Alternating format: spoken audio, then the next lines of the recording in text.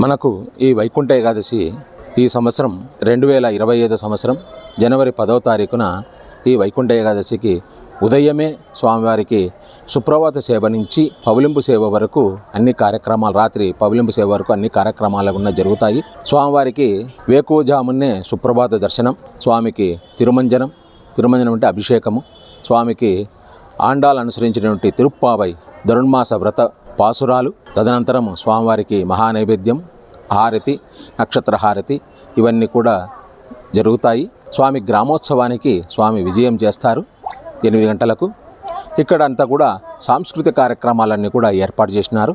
ఈ సాంస్కృతిక కార్యక్రమాలు, భజనలు, స్వామివారికి ఇక్కడ ఏకాదశి వ్రతంగా ఉండి ద్వాదశికి పారణ చేసుకుంటే ఈ వైకుంఠ ఏకాదశి యొక్క రోజు మనకు పూర్తి అవుతుంది.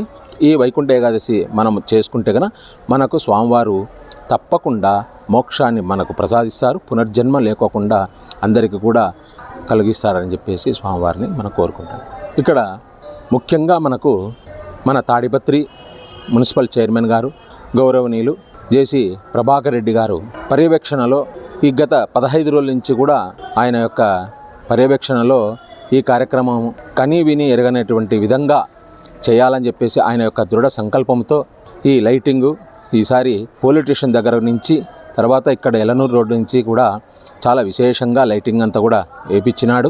తర్వాత కూడా ఇక్కడ క్యూ సిస్టంలో ఎక్కడికి కూడా భక్తులు అసౌకర్యం కలగకుండా వాడికి తాగునీటి కానీ వాళ్ళకి ఏదన్నా అన్ని విధాల ప్రతిదీ ఒకటి ఆలోచించుకొనేసి వాళ్ళకి ప్రసాద వినియోగం కూడా అక్కడ టీటీడీ దేవస్థానం నుంచే మాట్లాడేసి వాళ్ళకి కూడా ప్రసాద వినియోగం కూడా లడ్డు కూడా ఏర్పాటు చేయాలని చెప్పేసి అనుకున్నారు.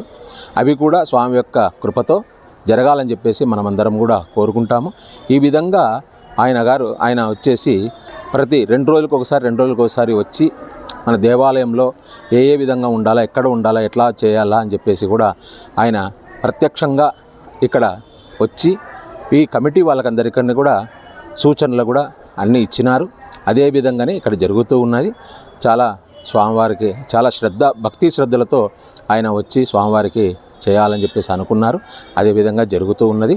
అందరూ కూడా భక్తులందరూ కూడా తాడిపత్రి వాసులే కాకుండా చుట్టుపక్కల పరిసర ప్రాంతాల్లో ఉండే గ్రామీణ ప్రజలందరూ కూడా స్వామివారి దగ్గరికి వచ్చి స్వామివారిని ఆ రోజు ప్రతి ఒక్కరూ కూడా స్వామివారి దర్శనం చేసుకునేసి స్వామివారి శ్రీ ఆనందవల్లి నాయిక సమేత శ్రీ చింతల వెంకటరమణ స్వామి అనుగ్రహ కృపకు పాత్రులు కావాలని చెప్పేసి మరీ మేమందరం కూడా అర్చకుల తరపున, కమిటీ వాళ్ళ తరపున, దేవస్థాన తరపున, ఈవో తరపున, అందరి తరపున మేము కోరుకుంటున్నాము.